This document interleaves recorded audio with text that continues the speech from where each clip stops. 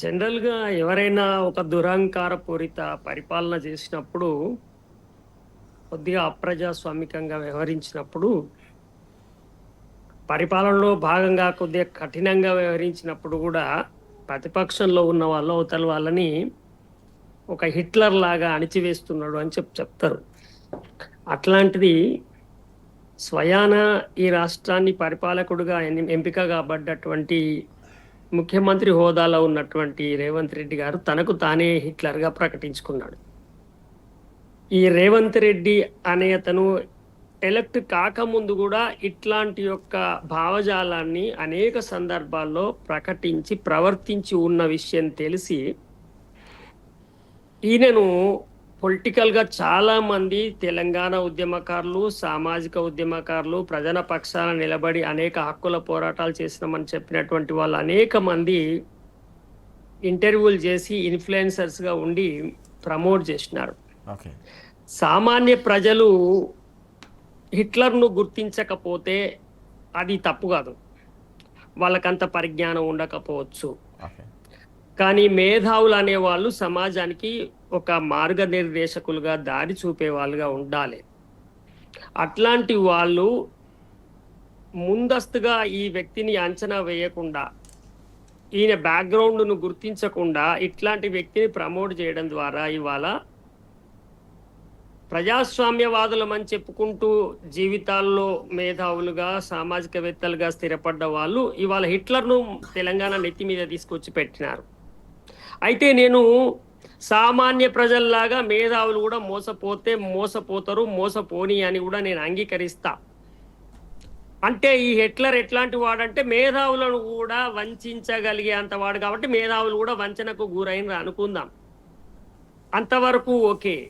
కానీ ఇవాళ స్వయంగా పేద ప్రజలు ఇల్లు కూల్చుతున్నప్పుడు మాట్లాడకపోవడం లేదు, అవి ఎట్లా కూల్చిన ఒక యుద్ధం లాగా గాజాలో ఇజ్రాయిల్లో ఇవాళ ఒక సామ్రాజ్యవాద దేశము ధ్వంసం చేస్తున్నటువంటి దేశాల పోలికతో పోల్చి చెప్తున్న తర్వాత కూడా ఆనాడు ఈయన వస్తే ఏదో ప్రజాస్వామ్యం వర్ధిల్తుంది, కొద్దిగా ఇప్పుడు మేము స్వేచ్ఛా వాయువులు పీల్చుకుంటున్నాము అని చెప్తున్నటువంటి వాళ్ళు, అరే ఇది దుర్మార్గంరా బాబు, మాది నల్లముఖం అవుతుంది, నువ్వు చాలా గొప్ప పరిపాలన తీసుకొస్తావని చెప్పి ఊహించినము, మరి నువ్వు హిట్లర్గా ప్రకటించుకుంటే మేము మా పరిస్థితి ఏందని చెప్పి కనీసము ఇప్పటికైనా కానీ రిగ్రెట్ అవ్వకపోవడం, ఖండించకపోవడం అంటే ఇది ఎంత దారుణమైనటువంటి విషయం అని నేను చూస్తున్నా. ఇప్పుడు రేవంత్ రెడ్డి హిట్లర్గా ప్రకటించుకోవడము దాదాపుగా ఒక మోస్తరు ఆయన పట్ల, ఆయన ఎదిగి వచ్చిన రాజకీయ విధానాల పట్ల అవగాహన ఉన్న వాళ్ళకి ఎవరికైనా కొంత అవగాహన ఉంటుంది. కానీ ఆయనను ప్రమోట్ చేసిన శక్తులు ఎవరైతే ఉన్నారో వాళ్ళు ఈ మౌనాన్ని పాటిస్తున్నారు చూడండి.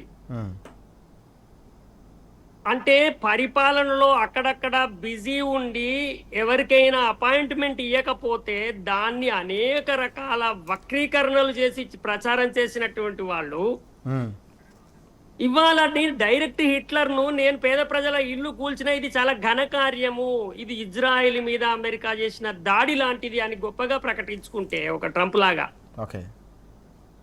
ఇవాళ అనేక మంది సీనియర్ ఎడిటర్స్ వాళ్ళు ముందుకొచ్చి వాళ్ళు ఒక సందర్భంలో వాళ్ళు కూడా స్వాగతించారు. సరే కొంత ప్రజాస్వామిక వాతావరణం వస్తుంది కావచ్చు, కొత్త ప్రభుత్వం ఏర్పడతారు, కానీ వెంటనే ఇవాళ వాళ్ళు ఏం చేసారు, ఇది చాలా దుర్మార్గం, ఇది అన్యాయం అని చెప్పి ఖండన చెప్తున్నటువంటి పరిస్థితి ఉన్నది.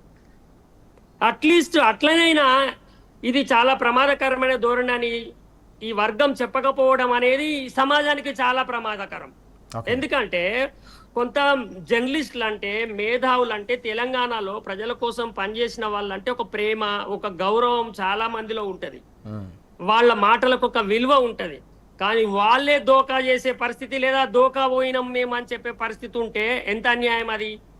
ఆ పేద ప్రజల ఆర్తనాదాలకు ఇవాళ రేవంత్ రెడ్డి ఎంత కారణమో, ఆయనను ఇన్ఫ్లుయెన్స్ చేసిన వాళ్ళు అంత కారణం కాదా అనేది కూడా సామాన్యుల నుంచి వస్తున్న ప్రశ్న. ఇక ఇక్కడ అట్లా ఉంచితే రేవంత్ రెడ్డి కేవలం నిన్న హిందూ పత్రిక ఇంటర్వ్యూలో చెప్పడం కాదు, ఆయన ముఖ్యమంత్రి అయినప్పటి నుంచి ఉపయోగిస్తున్నటువంటి భాష, పదాలు, ఆయన ప్రవర్తన ప్రతి చోట ఒక నియంతలాగానే ఉన్నది. ఓకే. ప్రతి చోట ఆయన ఏమంటాడు, చంపుతా, బొంద పెడతా, లేకుండా చేస్తా, ఎలిమినేషన్ కి సంబంధించినటువంటి వ్యవహారమే వస్తుంది. తర్వాత ఇప్పుడు ఇట్లాంటి భావజాలం ఉన్నటువంటి వాళ్ళు అధికారంలో రేపు పూర్తిగా పట్టు వస్తే రేపు ఎవరైనా తమ హక్కుల కోసం మాట్లాడగలరా? రేపు ఏవైనా సంఘాలు వాళ్ళకు సంబంధించిన డిమాండ్లు చేయగలరా? ఆయన ఏమన్నాడు, ఒక్క రూపాయి కూడా లేదు, నన్ను కోసుకుంటారా, ఏమన్నా చేసుకోరా అన్నాడు.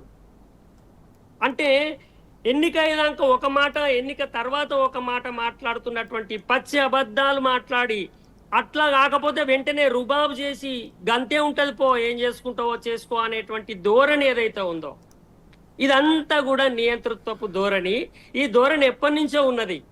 అయితే ఇంకా ప్రతిపక్షాలు వాళ్ళంతా అంత పెద్ద మాట అనలే. ఈయన అప్రజాస్వామికవాది, ఈయన ప్రజాస్వామ్యం మీద నమ్మకం లేదు, ఈయన భాష మంచిగా లేదు, అన్పార్లమెంటరీ ఉన్నాడు, ఇంతవరకే ఉన్నారు.